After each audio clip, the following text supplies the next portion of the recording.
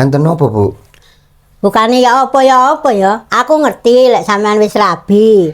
Lek pas ngono iso dicilikno enggak suarane. Lho, prosok wis cilik kok, Bu. Aku ya ngerti lek misale nang kene ngekos. Yo sampean kan nang jero. Coba lah nang jaba suarane lho banter. Wong-wong padha resah.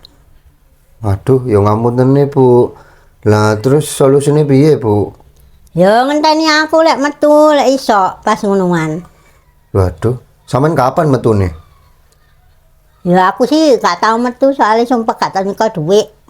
Walah, kan di duwe. Sumpek.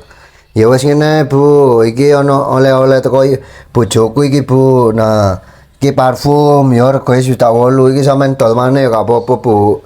Oleh-oleh teko bojoku. Ya wis, lek meni-meni pas ngonoan ngandani aku cek tak koordinasi kabeh wong-wong. Iya, Bu. Oke, siap. Nggih, Pun. Matur suwun nggih. Nggih. Nggih, jok ganggu.